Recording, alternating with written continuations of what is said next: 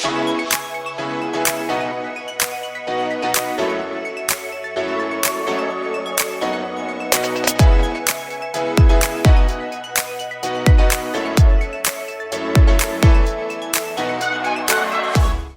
Sobat Kreatif, selamat datang di Pos Ronda Podcast Seru Pemuda.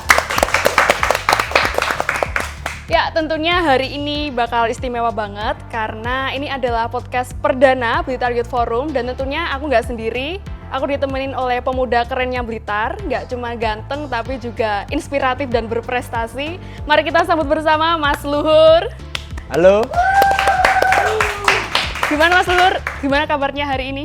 Cukup baik-baik saja ya. Ya. Ada sedikit pembohongan tadi ya. Waduh, gimana itu Mas? Pemuda inspirasi dan pemuda ganteng tadi ya. Waduh. Gak masalah juga sih, kan perlu untuk diapresiasi juga. Kalian jadinya tuh juga berprestasi gitu. Terima kasih. Ya, untuk mungkin Mas Luhur bisa perkenalan dulu ke iya. pemirsa. Perkenalkan, dengan saya Luhur Cahyo Pidekso. Saya lahir di Blitar, tepatnya di Wlingi. Saya di umur 21 ini sedang berkarir membuat karya yang bertemakan toleransi untuk mengangkat seni tradisi adat istiadat yang ada di Blitar khususnya. Bentuknya itu seperti apa, Mas? Untuk toleransi itu? Toleransi ini saya kemas menjadi musik orkestra dan juga ada penampilan-penampilan dari adik-adik kita yang masih di dalam tahap belajar mengenal seni tradisi untuk dikenalkan ke masyarakat. Jadi biar bapak-bapak dan pejabat-pejabat yang ada di Blitar khususnya itu bisa merasakan, oh ternyata pemuda-pemuda Blitar itu masih ada rasa cinta dengan seni tradisi, sehingga mengajak seni tradisi ini ke toleransi gitu. Jadi banyak pemuda yang berkecimpung di antaranya adalah Hindu, Kristen, Islam, Buddha, Konghucu. Di situ berkecimpung membuat karya. Di karya ini bukan saya saja yang buat, melainkan dari ide dan gagasan para pemuda-pemuda lain juga. Itu akan membuahkan keharmonisasian dalam toleransi beragama. Ya, berarti Mas Luhur tuh kayak membuat ruang untuk para pemuda buat bisa berkolaborasi Iya, gitu ya? kurang lebihnya gitu ya. Oke.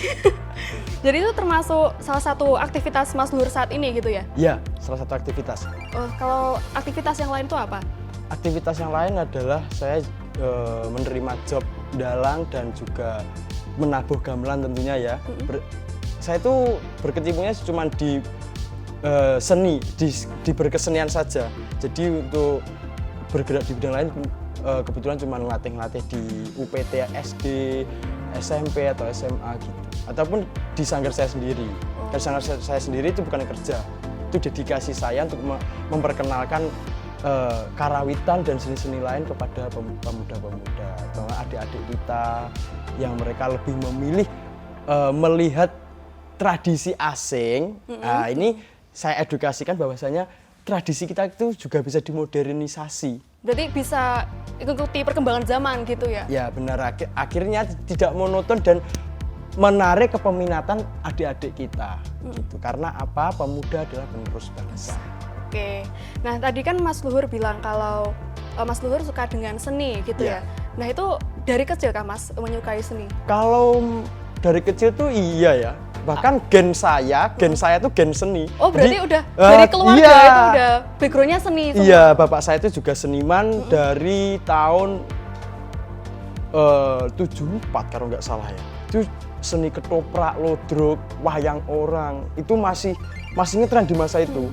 Dan di era masuknya televisi, ketoprak, lodrok dan itu masanya tuh semakin hilang. Muncullah masa-masa panggung wayang kulit. Nah, gitu. Jadi bapak saya tuh sudah terjun di dunia seni sudah cukup lama juga. Terus sekeluarga itu yang meneruskan cuma saya. Oh, terus apa yang membuat Mas Luhur tuh bisa suka dengan seni? Apakah ada role model atau ada sesuatu yang bisa men-trigger Mas Luhur gitu? Seni itu indah. Seni itu indah. Indah dalam arti gimana itu Mas? Dalam penyajian dan bila kita memahami, ini mungkin mbaknya sendiri belum jauh memahami seni ya. Coba kita memperdalam seni, alur cerita seni, alunan suara seni dengan alunan yang nyaring, bahkan keras pelan kita bisa menyaring ke telinga kita. Saya yakin K-pop itu kalah. Saya yakin K-pop itu kalah. Musik-musik itu kalah. Kita mau alunan sedih ada, alunan semangat ada, alunan penggembira ada, gitu. Jadi gimana ya, seni kan nggak bisa dideskripsikan secara lisan. Berarti abstrak gitu ya? Abstrak, jadi kita cuma merasakan di dalam rasa kalbu kita. Oh, berarti seni itu adalah rasa Iya. gitu? Kembali lagi di kisah percintaan ya. Cinta itu gimana rasanya? Tergantung orang-orang yang Nah, merasakan. masih tergantung Iya. toh, masih tergantung. Seni juga gitu, karena apa, kita mendedikasikan sebuah seni itu seperti cinta kita terhadap seseorang. Berarti Boleh, oleh karena itu, bila kau dicintai oleh seorang seniman, jangan harap cintamu akan hilang. Oh. Oke, bicara tentang seni nih ya, pasti nggak jauh-jauh sama yang namanya budaya. Iya. Nah, kalau menurut Mas Luhur sendiri, definisi budaya itu seperti apa? Budaya diambil dari kata Sanskerta. Bukankah gitu? Wes, aku jadi sok pinter gini ya. Betul, Maaf, kita berbagi di ini sini. ini menurut pemuda yang bukan berakademisi, pemuda Ya. pada umumnya. Budaya adalah diambil dari kata Sanskerta yaitu Buddhaya. Yang berarti adalah suatu cara hidup yang berkembang ya dan dimiliki oleh sekelompok orang yang diwariskan kepada generasi selanjutnya. Budaya itu terbentuk dari beberapa unsur yang rumit. Unsur yang rumit itu yang seperti apa, Mas?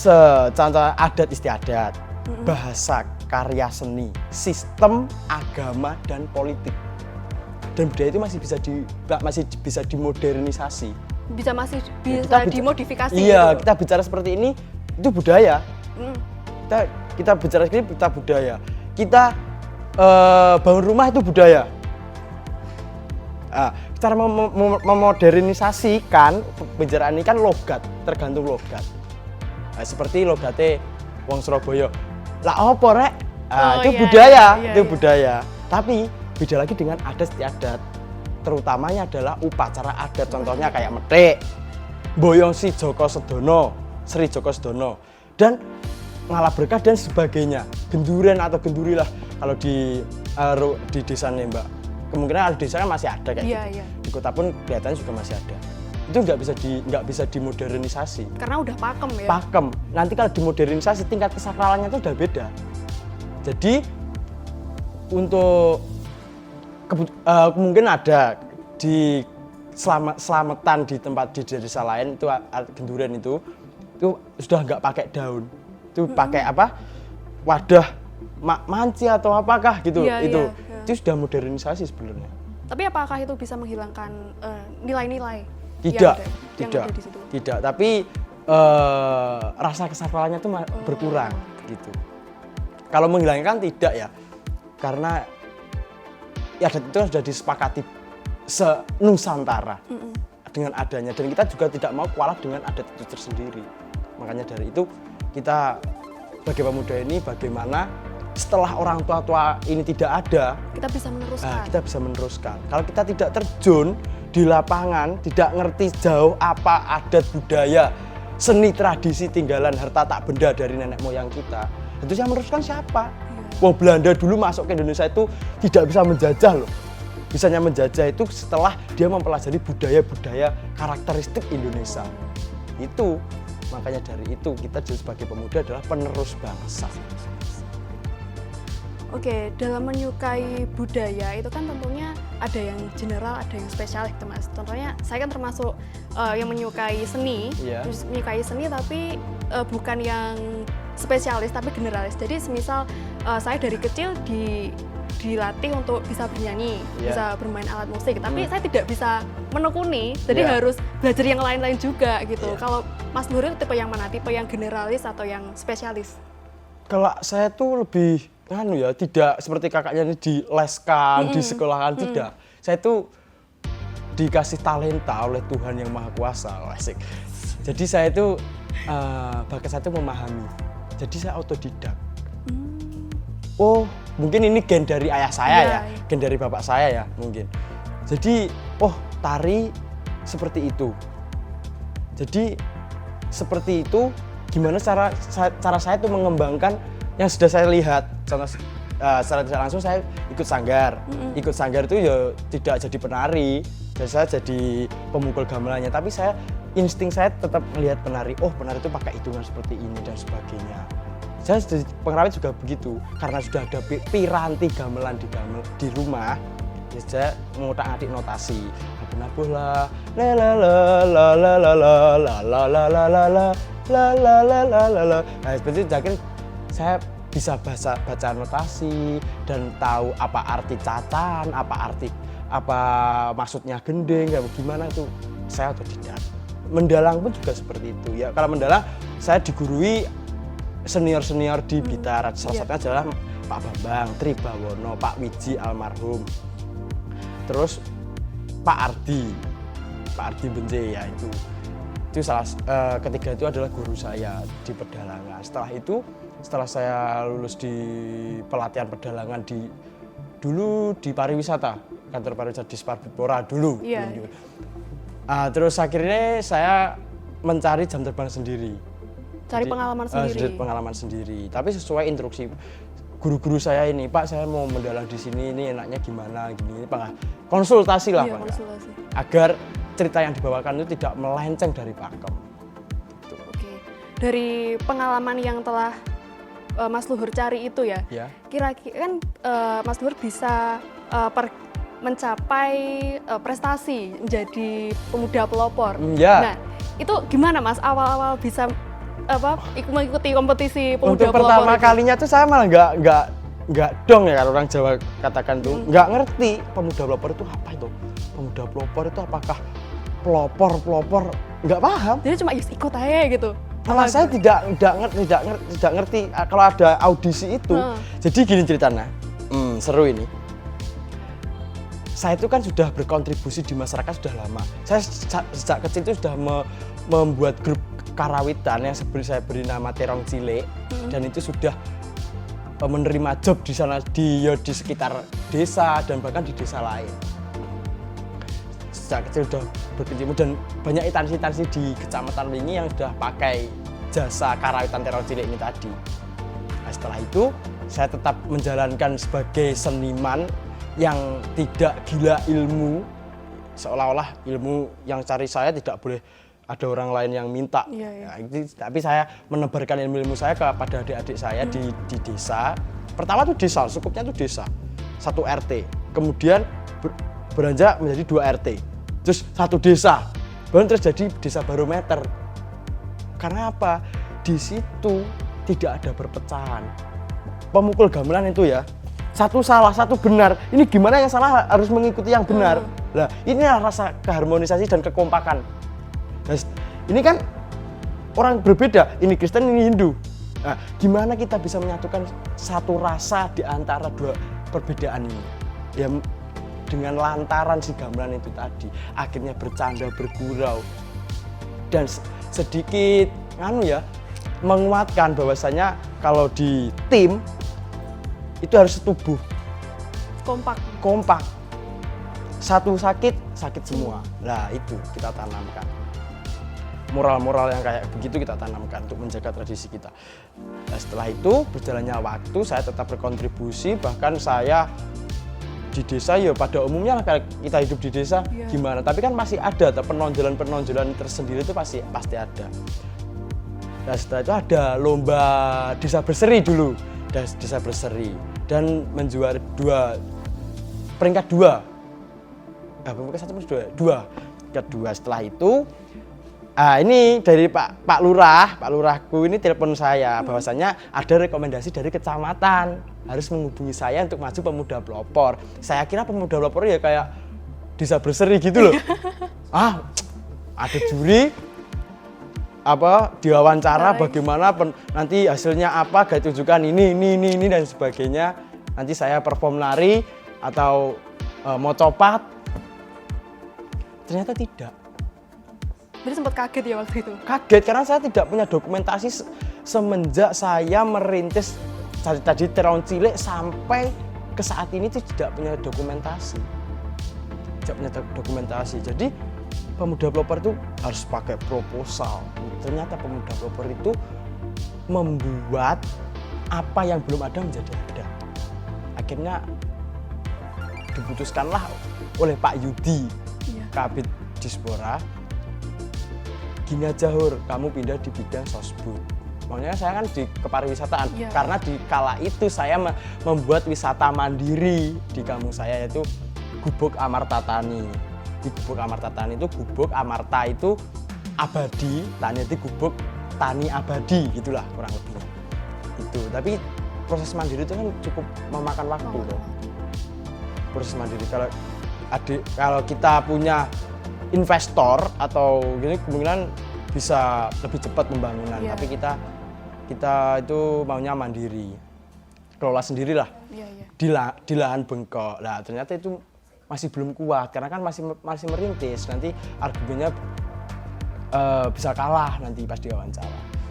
Ini aku ambil sosbud, agama sosial budaya. Disitulah yang ku angkat adalah ada tradisi, salah satunya adalah Medhek Boyong Sri Joko Sedono.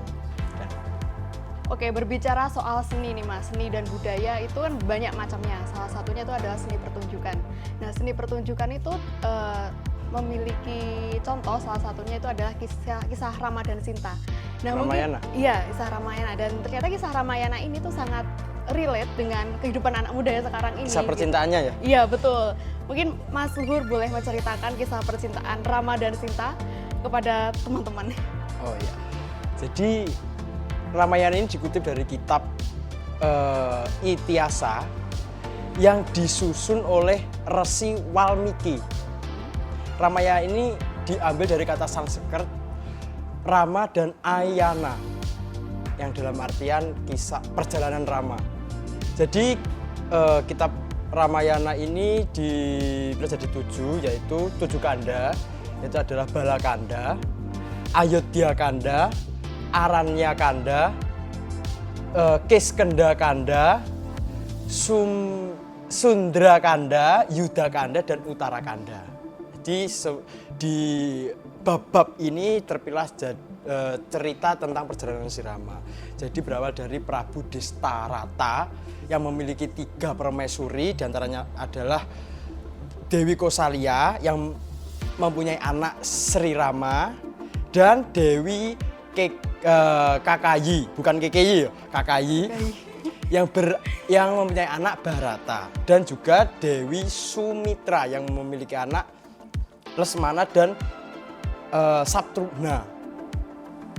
Setelah itu cerita ini berlanjut kepada Sri Rama dan ketiga adiknya ini belajar ilmu perang, belajar menjadi pemimpin yang hebat dan sebagainya, dan sampailah ke di mana Sri Rama ini memenangkan sayembara yang diadakan oleh Prabu Janaka, ayah dari Sinta, dan dimenangkanlah Sinta, dibawa ke Ayodhya.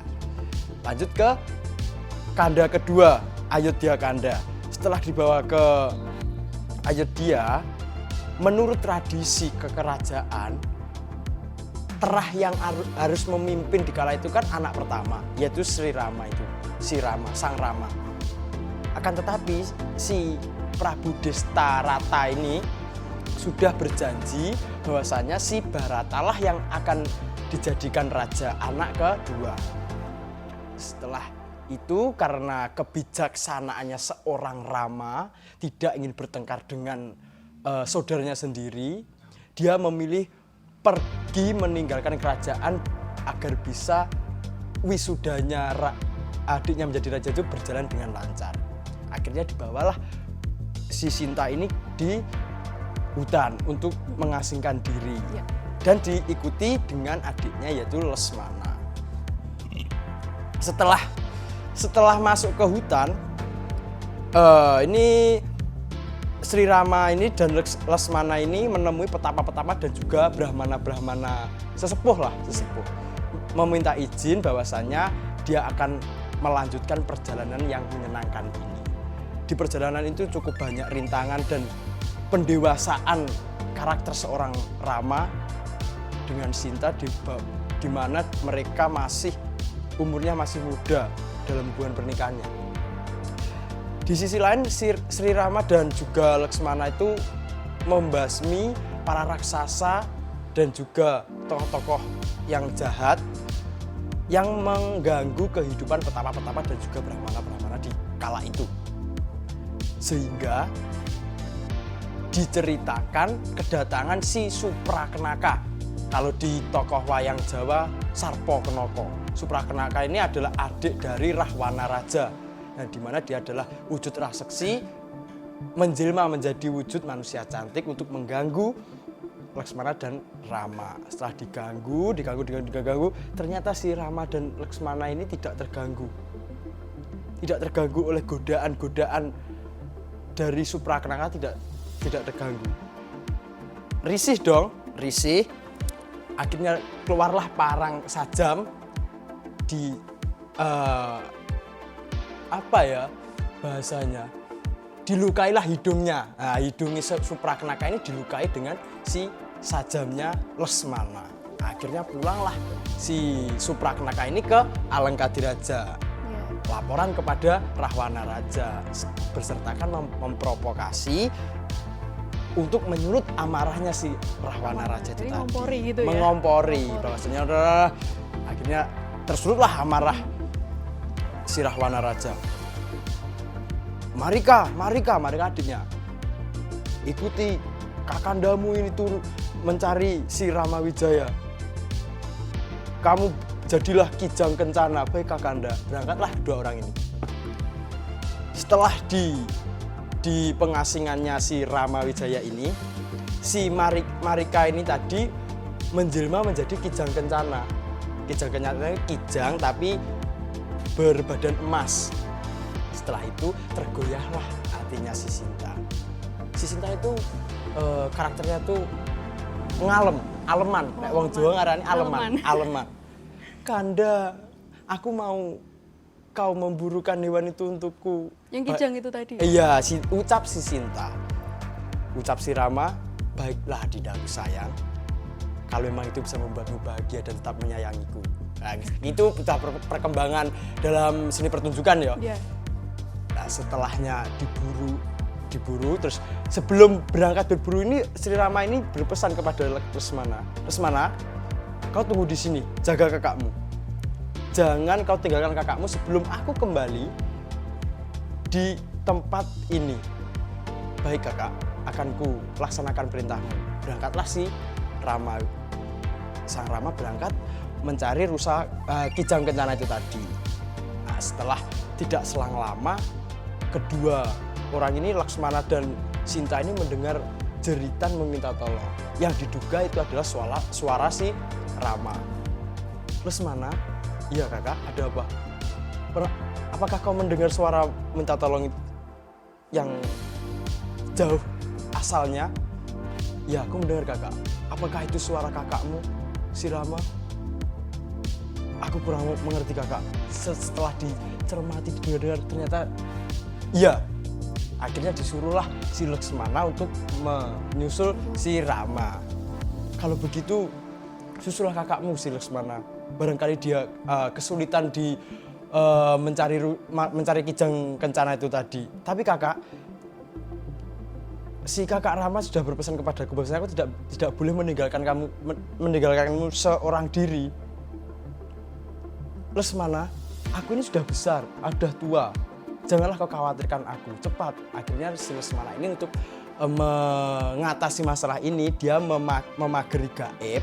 Dengan pagar gaib itu yang bisa disebut di wayang Jawa itu adalah Rajah Kalacakra.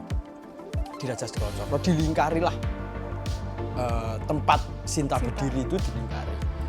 Kakak,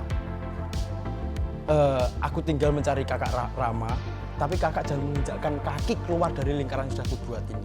Karena ini yang bisa melindungi kakak Sinta. Ini kalau dibuat gemes lagi ya. Iya bawel. Itu bisa. Jadi seni pertunjukan. Nah, berangkatlah si Laksmana. tidak selang lama, ternyata itu ada salah satu strategi Rahwana Raja untuk menyingkirkan kedua lelaki ini dari hadapan si Sinta. Dijauhkan dengan cara memancing dia untuk adiknya menjelma menjadi Kijang Kencana itu tadi. Setelah Lesmana pergi, si Rahwana ini menjelma menjadi Brahmana tua. Kesakitan minta tolong. Wahai wanita cantik, tolonglah aku. Dengan tubuhku yang tak berdaya ini, tolonglah aku, tolong. Nah, sembari menghampiri si Brahmana itu tadi, si Sinta tidak sadar kakinya keluar dari lingkaran yang sudah dibuat oleh Lesmana. Dipeganglah tangan Brahmana itu tadi. Setelah dipegang oleh Sinta, berubahlah wujud menjadi wujud asli Rahwana Raja. Dipeluklah terus diajak terbang pergi ke Alengka. Setelah itu separuh perjalanan belum ada, pergerakan si Rahwana Raja ini diketahui oleh Jatayu. Siapa Jatayu ini? Jatayu adalah makhluk mitologi Indi, yaitu Garuda yang dianugerahkan bisa ngomong. Jadi sudah mengetahui akal bulusnya si Rahwana tadi, mencoba menghalangi, membentur perjalanannya biar agar Sinta ini tidak jadi dibawa ke Alengka. Ternyata si Jatayu ini kalah dengan pertarungannya dengan pertarungan si Rahwana Raja tadi. Segampang itu kan? Iya. Segampang itu. Karena menurut Rahwana yang sulit itu dikala kita rindu, dianya tidak. Oh. Ya, gitu. Menurut Rahwana loh ini ya. Iya. Setelah itu scene di mana Lesmana ini bertemu dengan Rama Wijaya. Kakak, loh, Lesmana, kenapa kamu nyusulku? Bukankah kakak tadi menjerit meminta tolong? Tidak. Busurku barusan mengenai salah satu bagian badan Kijang tersebut. Tapi ku cari-cari tidak ada Lesmana. Ini belum sadar kalau dua orang ini masuk dalam strateginya Rahwana, belum sadar. Mari dicari dulu. Mari kita cari dulu. Cari. Selang berapa menit ya, berapa detik, sontak dia tatapan muka bareng. Des, Lesmana, istriku Sinta, kakak Sinta. Bergegaslah dia pulang ke tempat Sinta tadi. Ini bisa lagi dibuat scene jenakanya juga bisa. Jika lari-larian toh, lari-larian. Si Lesmana duluan, terus si Rama jatuh. Adikku Lesmana tolong, kenapa kakak? Kakiku menginjak putri malu. Itu lucu banget, itu sudah dipertunjukkan. Nah, setelah bergegas pulang di tempat Sinta, ternyata Sinta beneran tidak ada di tempat. Wah, salah. Gimana Lesmana, kamu tadi tak suruh menjaga kakakmu kok gini-gini. Saya tadi menjemput kakak itu atas perintah dari kakak Sinta juga. Ya udah kita cari.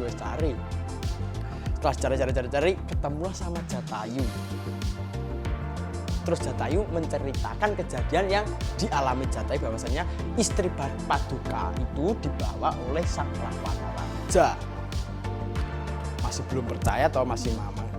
Nah, akhirnya tetap mencari-cari di tengah hutan sebenarnya, di mana di sini sudah masuk di Aryana Kanda ya, ceritanya ini Aryana Kanda.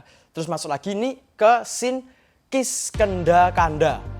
Kalau di pewayangan Jawa itu Guwa Kisendo. Itu di tempat di mana berkumpulnya kera-kera kayak Sugriwa, Subali, Anilo, dan Anoman.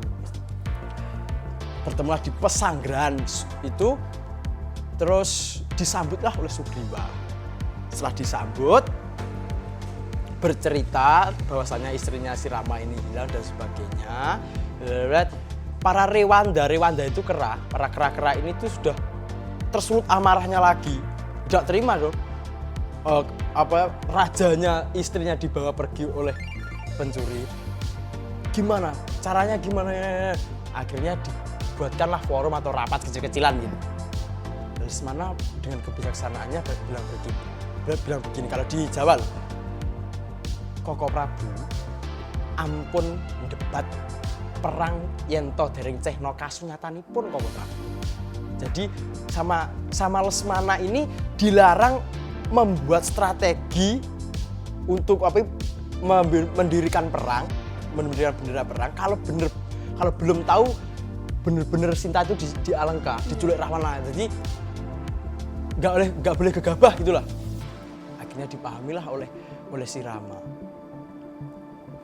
Sontas ucap Sugriwa, lajeng kados pripun lelampahan mriku. Terus bagaimana ini kelanjutannya cerita? Terus bilanglah si Rama, Yayi Sugriwa pun kakang mundhut pitulung mijili duta dadi dutaku Yayi. Jadi si Rama ini menyuruh si Sugriwa untuk memilihkan duta yang pantas untuk pergi ke Alengka. Karena Alengka itu negara yang besar, banyak jago pukul itu ajudan-ajudan yang kuat gitu loh. Ada kayak raksasa, raksasi dan sebagainya itu banyak banget di sekitaran beteng-beteng yang mau masuk ke area Alengka. Setelahnya itu ucap Sugriwa, mboten momok kathah kaping kecacak Surasekti. Menapa pun Anila, menapa pun Anggada, menapa pun Indrajanu Mantasta-Mantasti, utawa pun Sata Bali-Bali wisata sedaya mboten badhe nguci wani ingkang ya. Kalau di bahasa Indonesia kan silahkan pilih tuanku.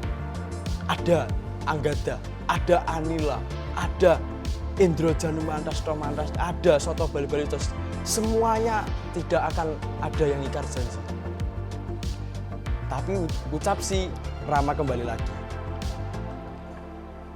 adikku Sugriwa, Yayi Sugriwa memilih duta itu bukan karena gotot badannya dan garang mukanya, tapi harus kita pilih itu wawasannya luas, kepintarannya luas, kekuatannya luas, dan spiritualnya juga kuat.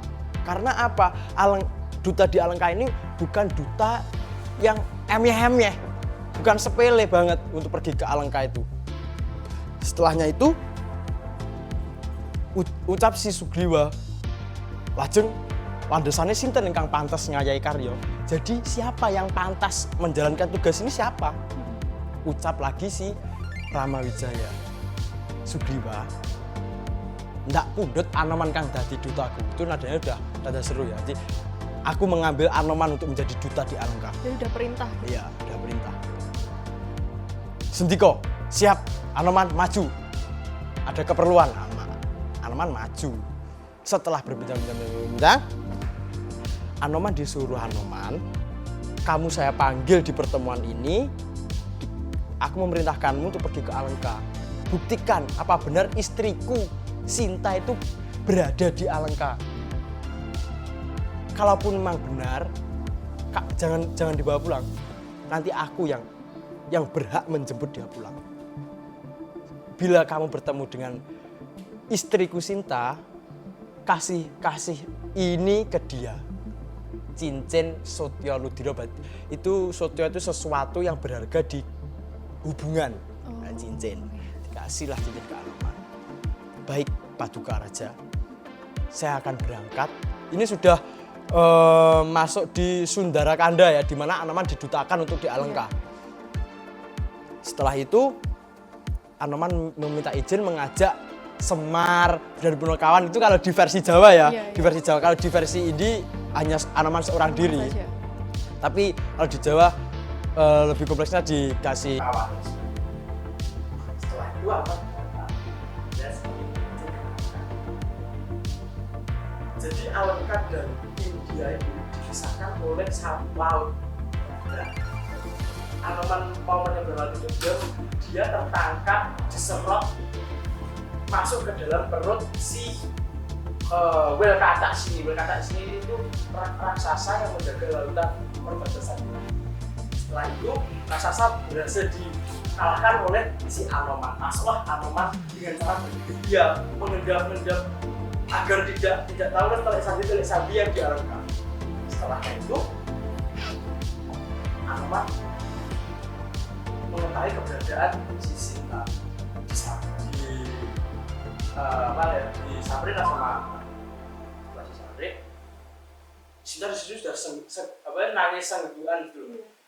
Kayak bingung mau mengeluarkan air mata tapi sudah habis, nggak dikeluarkan tapi rasa Nyesek gitu iya ya? nyeseknya tuh masih ada. Nah, akhirnya tanyalah si Sinta ini, Kisana, Anda ini siapa? Balas si Anoman, jangan takut tuanku, saya adalah duta utusan dari suami Paduka, yaitu Rama Wijaya. Saya di sini disuruh membuktikan apa benar Anda berada di sini. Ternyata benar. Terus ditanyakan oleh Sinta, apakah aku tidak sebaiknya ikut kamu pulang saja? Jangan, tuanku. Yang berhak menjemput tuanku adalah Sri Rama sendiri. Tuanku, saya kesini dibawakan alih-alih Setio Ludiro.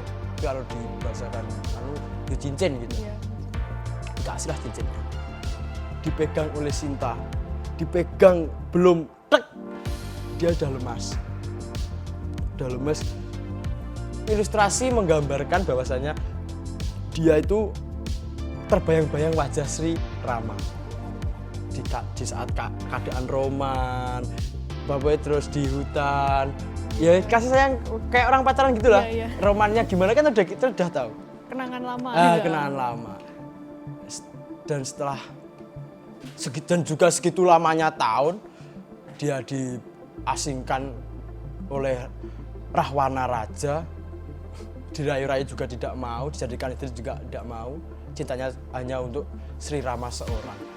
Setelah itu nangislah si Sinta. Si Sinta di sana ditemani oleh Trijada. Trijada ini entah abdi dalamnya Alengka atau gimana, kurang paham ya.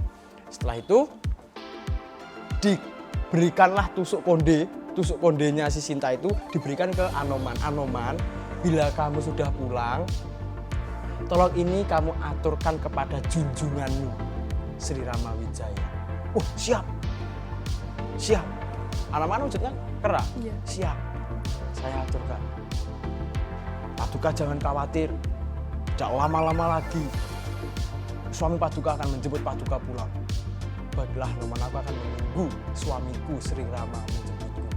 Tidak selang lama terdengar dari kori depan. Siapa itu berani masuk Taman Soko? Wah. Jadi pertemuan antara prajurit dan Anoman. Prajurit dua ini singkat cerita prajurit dua dikalahkan oleh Anoman. Jelek diketahui oleh putra Alengka Indrajit. Nah, tersulut juga amarahnya, mengeluarkanlah panah rantai. Panah rantai itu panah yang ada rantainya gitu loh. Jadi buat nangkap itu terjirat gitu loh. Nah, dipanahkan ke Anoman. Tepat sasaran. Anoman terjirat rantai. Ditangkaplah Anoman, dibawa diaturkan kepada Rahwana Raja. Di situ ada Wibisono. Bukan Abimanyu, maaf, sorry.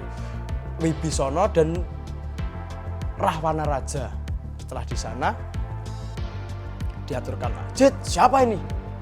Munyo elek. Munyo itu kan sebutan orang Jawa di nama lainnya kera ya. Iya. Siapa monyet? Itu adalah duta dari Sri Rama. Wah lah, kalau bahasa kasarnya dikasih apa gitu bisa untuk menunjukkan kemarahannya si Rahwana tadi. Madonake Prabu Dasamuka, melecehkan Prabu Dasamuka atau Rahwana Raja. Oh, mangkal banget. Setelah itu lebok ke Pakunjaran atau dikasih hukuman. Ucaplah si Wibisana ini, adik dari Rahwana Raja yang memiliki watak bijaksana dan memilih membela kebenaran daripada kejelekan.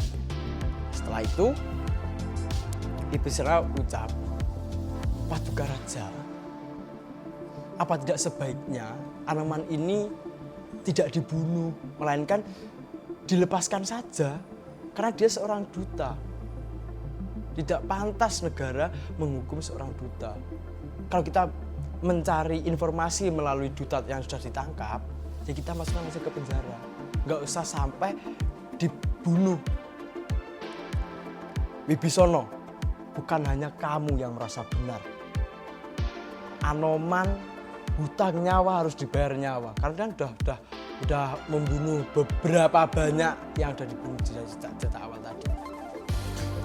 Tapi Paduka akan membawa kejelekan nama negara nanti bila banyak orang mengetahui kejadian ini. Tidak mau tahu. Aku raja agung, raja besar, ujar si Rahwana Raja. Cit, sembari memanggil anaknya, Anoman ini mendongakkan kepala. Terus menyombongkan diri, tertawalah. Rahwana Raja, yen dadi raja aja mung gegeden umuk. Itu dijawabkan. Rahwana Raja, kalau kamu menjadi raja, jangan banyak omong. Ayo, kasih hukuman mati sama Anoman. Wes, akhirnya tersulut api kemalan berkobar. Cit, dibakar di alun-alun, bakar. Dibawalah Anoman ke alun-alun, ditumpuki kayu, dibakar. Tapi si Rahwana Raja ini tidak tahu bahwasanya Anoman ini mempunyai aji mondri, di mana dia dibakar tapi bisa masih hidup. Masih hidup. Setelah dibakar, Anoman apinya itu malah menjadi satu sama tubuhnya Anoman dan berhasil membakar separuh lebih kerajaan Alengka. Nah, setelah itu masih keadaan emosi Anoman, keluarlah si Semar ini kalau di Jawa loh. Yeah.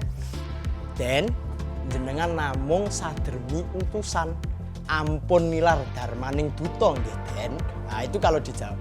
Kalau di Indonesia, Den, Anda cuman diutus menjadi duta. Sudahi marahmu karena merusak moral kepribadian duta.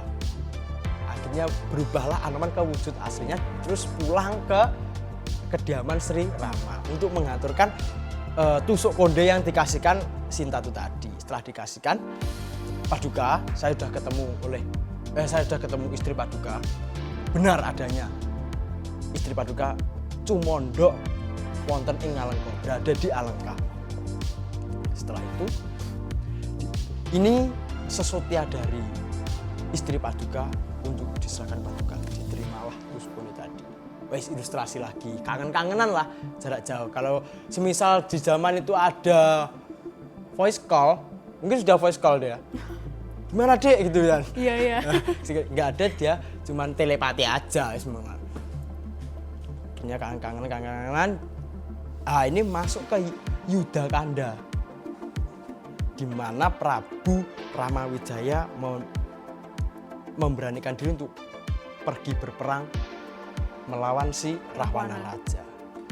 Setelah pasukan kera-kera ini membuntuti langkahnya Sri Rama menuju Alengka, karena ada laut itu tadi kan terhalang. Iya. Lautnya kan juga luas.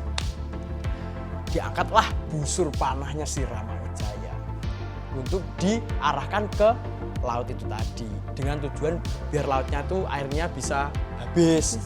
Nah, setelah itu datanglah si Sang Hyang Baruna atau yang dewa yang mengendalikan air. Ampun sang raja, bila kau mau mematikan air ini akan banyak dampak negatifnya di masyarakat. Bila Anda berkenan, Anda bisa membuat jembatan dengan batu-batu yang sudah ditunjuk oleh Sang Hyang Baruna tadi. Akhirnya dilancarkanlah strategi itu. Kera-kera ini disuruh melemparkan batu ke laut dengan dalih membangun jembatan menghubungkan India dengan Alengka. Setelah terjadinya jembatan itu, bergegaslah ke Alengka. Jebret, perang blus war, perang wet. Kalahlah si Rahwana ini dengan Ramawijaya. Sudah ketemu Sinta, kalau nalar kita loh. Iya. Apa yang kita tuju sudah kita dapatkan, dan itu ada pujaan hati kita, ya sudah loh. Seneng lah pasti. Seneng. Iya. Tapi Ramawijaya tidak. Dikala Sinta itu harapannya, Kakanda, tidak. Stop di situ. Jangan kau mendekat padaku. bisakah kau meyakinkanku bahwa kau itu masih suci? Sakit toh. Iya. Hati ini Sinta sakit pasti. Dia bertahun-tahun berada di Alengka, cuman nangis, menahan rasa rindu dan khawatir akan diapa-apakan. Tidur aja nggak berani loh. Karena apa? Rahwana ini sosoknya jahat. Nanti kalau tidur diapa-apakan. Iya. Gitu. Ya kita kan positifnya kan situ. Iya. Setelah itu, setelah si Rama berucap seperti itu, Sinta ini sakit hati dan terjada. Bilang, Paduka, apa tidak sebaiknya kata itu tidak dilontarkan? Ini istri Paduka sudah Paduka jemput. Apapun yang terjadi di Alengka, yang tidak Anda ketahui, ya sudah. Yang pasti, harga diri Paduka itu sudah kembali dengan baik. Dan istri Paduka juga kembali dengan wujud sempurna. Tidak seperti itu terjadi. Ini masalah hati. Kembali lagi masalah hati. Bisakah saya membuktikan dia tidak diapa-apakan oleh si Rahwana? Karena dia mau otak bulusnya yang bagaimana dan sebagainya itu tadi. Sembari jengkel si Sinta, ya sudah. Kalau kamu tidak percaya dengan kesucianku, suamiku, aku akan masuk ke dalam kobaran api suci. Akan kubakar diriku. Bila aku terbakar, aku memang sudah dinodai oleh Rahwana Raja. Kan tetapi, kalau aku tidak terbakar oleh kobaran api suci itu tadi, aku masih suci. Ya, menurutku juga begitu Sinta. Buktikan. Oh, nggak main-main karena rasa cinta di zaman Ramayana ya. Kalau sekarang lewat. Nah, setelah itu, masuklah Sinta ke dalam kobaran api. Tidak memberi, tidak apa. Tenang-tenang saja. Nah, menunjukkan bahwa Sinta belum dinodai oleh si Rahwana Raja. Diambillah Sinta dari kobaran api oleh Rama, terus dibasuh dan sebagainya. Terus diajaklah pulang ke Ayodhya, kerajaannya si Rama Wijaya. Dan setelah di Ayodhya, si Rama Wijaya disambut dengan adiknya yang jadi raja, si Bharata itu tadi. Disambut dan si Bharata menyerahkan kerajaan Ayodhya ke tangan Sri Rama. Terus masuk ke scene Uttarakanda. Scene ini terakhir di mana scene ini, momen-momen ini, momen memulihkan kepercayaan masyarakat bahwasanya Sinta itu belum ternodai, masih suci. Jadi Sinta dan Rama itu mengunjungi petapa-petapa dan resi-resi dan brahmana-brahmana untuk meyakinkan bahwasanya dia itu masih suci. Saksinya siapa? Kera-kera ini tadi, pasukannya. Nah, setelah itu habisnya Uttarakanda di kitab Itiasa ini dengan meninggalnya si Sinta.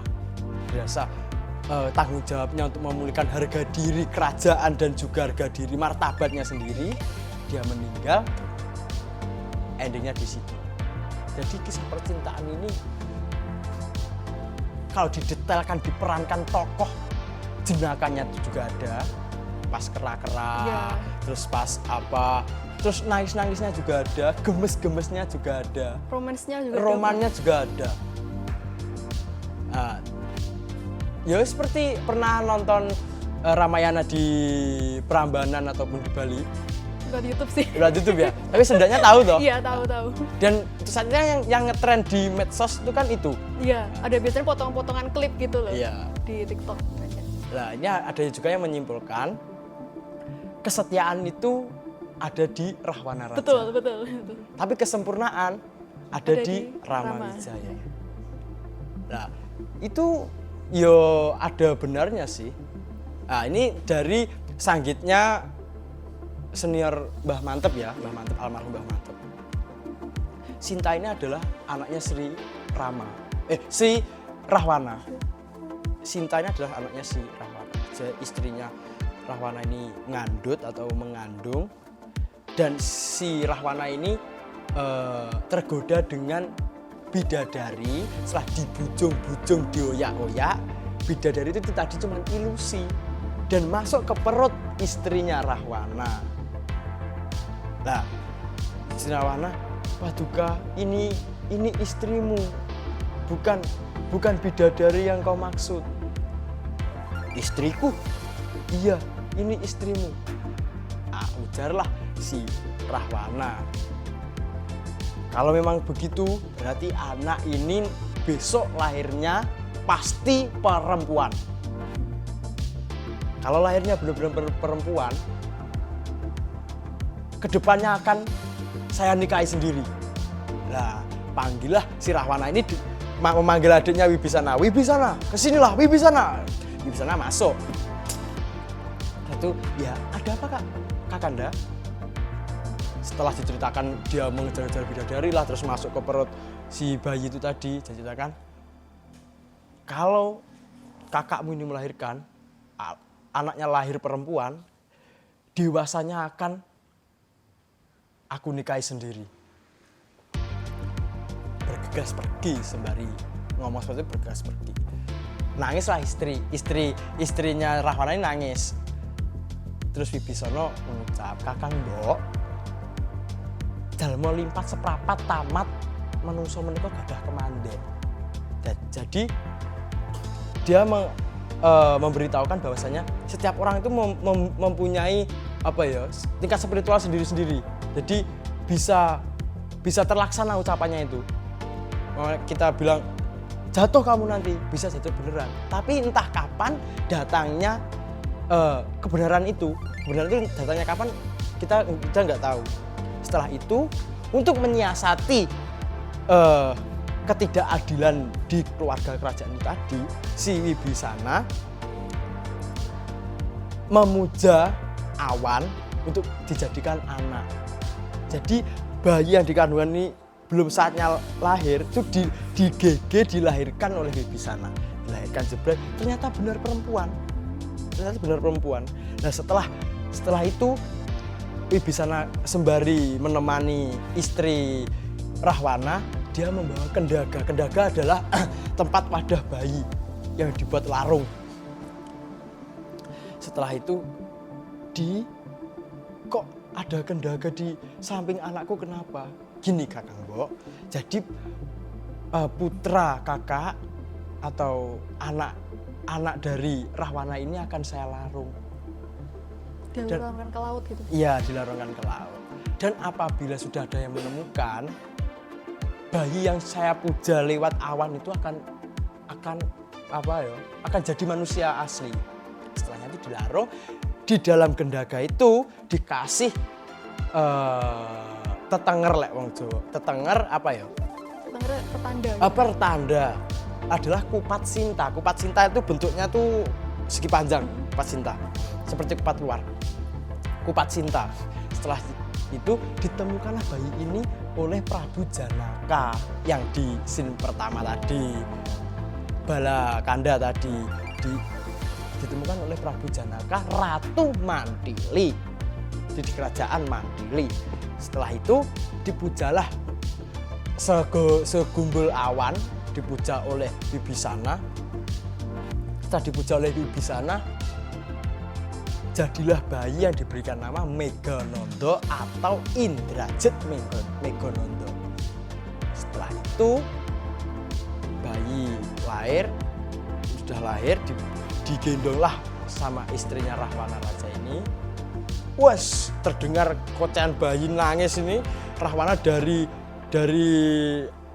belakang itu wes terbawa gembira lah. Wah, ini pasti perempuan ini, pasti perempuan. Setelah disamperin sama Rahwana, Wibisana, gimana? Anakku perempuan? Menurut yang saya lihat laki-laki tuan. Gimana? Laki-laki tuanku. Gimana? Laki-laki, disautlah bayi itu tadi. Set, langsung dibanting sama Rahwana. Bayi dibanting. Banting, digigit, dipukul lah, tapi bayi ini tidak mati, malah tambah dewasa. Karena apa? Bayi pujaan. Gitu. Setelah itu Rahwana mendapatkan perlawanan sama si bayi yang sudah dewasa ini tadi, kalah, mundur, bersembunyi di belakangnya Wibisana. bayi tak banting, tak gigit, malah jadi lebih dewasa. Kakanda, ini kalau bukan putra Alengka, tidak ada yang menandingi kesaktian bayi ini. Wes gembira dibombong sama Wibisana seperti itu dengan kata-kata yang sederhana, dia gembira banget. Wah, kalau gitu ini anakku, wes dirangkul lah. Akhirnya dikasih nama oleh Wibisana, yaitu tadi Megonondo atau Indrajit Megonondo. Setelah itu berselannya waktu di medan perang di Yudakanda tadi, di mana ada scene gugurnya Kumbakarna, dan juga pertemuannya si Wibisana dengan Indrajit ini. Indrajit yang mau bergerilya mengalahkan pasukan-pasukan monyet, dihadang oleh si Wibisana itu tadi. Wibisana bercerita bahwasanya kamu itu bukan anak dari Rahwana Raja, melainkan anakku, sambil meneteskan air mata. Kamu itu sebenarnya anakku, anak Wibisana, bukan anak Rahwana. Nggak terima toh.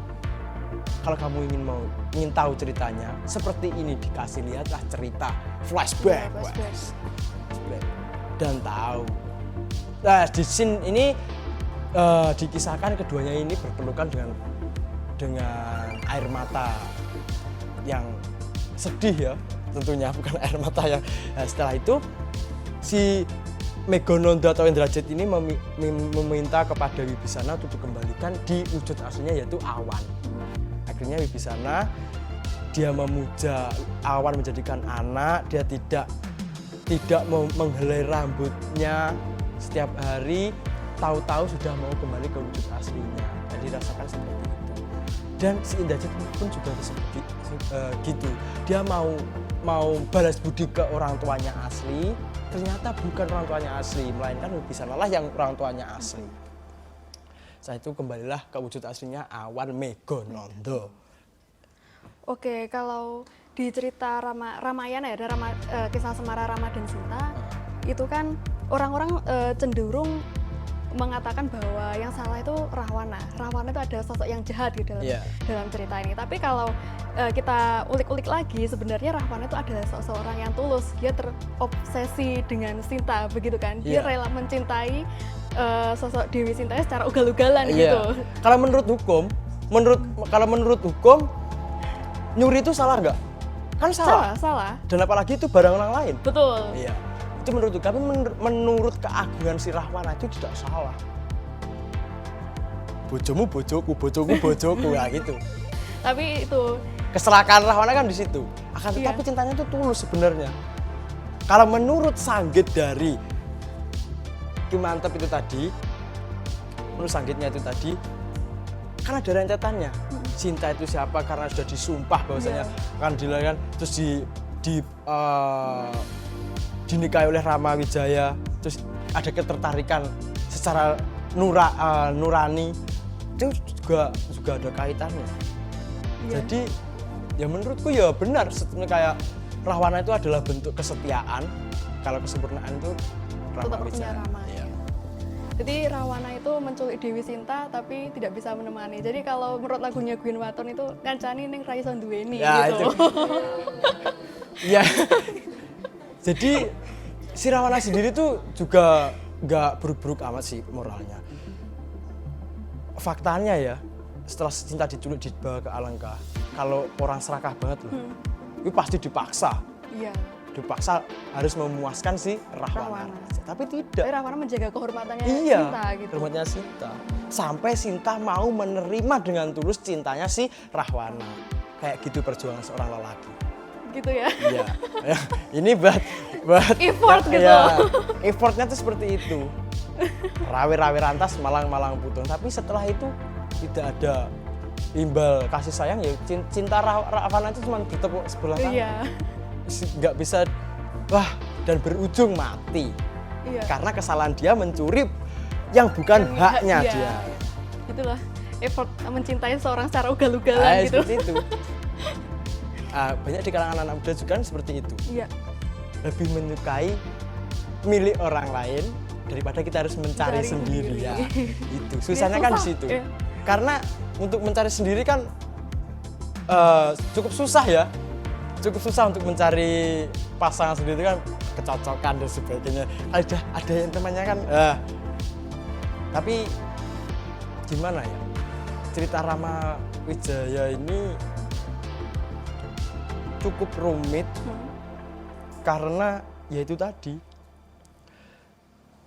setelah mengetahui Sinta ada di sana dan sudah bertemu dengan Sinta, ya itu tadi scene yang paling nggak kusuka itu tadi, dimana sudah ketemu seorang pujaan hati. Iya, tapi masih diragukan. Masih diragukan cintanya akan kesucian. Itu sangat menjengkelkan banget bagiku. Apalagi yang mau diulik. Tapi pada sih, udah itu aja sih. Udah itu aja. Itu mengenai cerita Rama Wijaya dan juga Ramayana ya, cerita Ramayana. Jadi setelah itu si Sinta ini cukup lama di utara Kanda tadi, di scene terakhir. Si Sinta ini memiliki anak 2, saya lupa anaknya itu nama siapa, kurang paham. Memiliki anak 2, dan setelah itu si Sinta ini kembali ke tadi, meyakinkan para Brahmana dan sebagainya. Karena apa? Pemikirannya masyarakat dan Brahmana sekitar itu, si Sintanya sudah ternodai oleh si Rahwana Raja. Makanya seperti yang pernah FYP di TikTok, Pak Purbasmoro.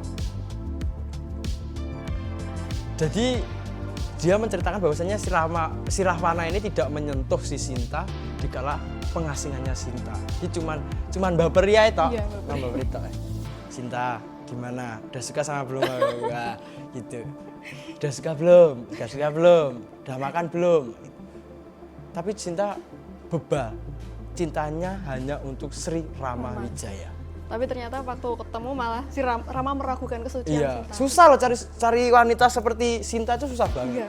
Apalagi di zaman sekarang ini. Banyak saingan yang lebih good looking ya loh. Yang good looking punya. Nah, itu kemungkinan kalau laki-lakinya itu bukan si Rama Wijaya, Sinta sudah suka sama Rahwana, sudah suka. Jadi yang menang tetap yang good looking ya, Iya. timbang yang tulus. Karena kan si Rahwana kan kaya. Sedangkan si Rama Wijaya ini kan masih berkelana di tengah hutan. Jadi kalau kemungkinan ya Sinta itu adalah wanita di zaman sekarang ini, dia pasti pilih Rahwana. Orang kaya. Ya, kan realistis logika. Cakep tapi nggak punya uang. Kan nggak. Tapi kan di masa itu kan nggak seperti itu. Ada perjuangan di mana membangun rumah tangga itu benar-benar susah memang. Dan menemukan cinta sejati, tresno sejati itu susah. Harus ada kecocokan. Bila tidak ada kecocokan, dibangun kecocokan. Dan banyak lagi faktor untuk membangun cinta sejati.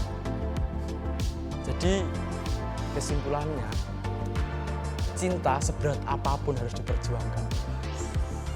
Siap. Jadi sudah digambarkan loh ya ini, sudah digambarkan di cerita Ramayana ini. Jadi kita tuh itulah gimana ya, semisal kita punya pacar dan sudah yang lagi sudah memperjuangkan kita, ya kita effort balik lah, effort balik. Oh, dianya sudah effort banget, jadi aku tanggapannya harus begini. Jadi jangan sampai bikin dia kecewa. Mungkin cukup segitu Mas Luhur, terima kasih. Sudah cukup gamblang atau belum? Sudah sangat cukup gamblang, ceritanya sudah mendetail tadi. Atau pernah lihat referensi dari apa yang belum paham tentang Ramayana? Ini saya cerita ini ada sumbernya dari kitab Itiasa tadi. Itiasa ini kitab ini. Iya.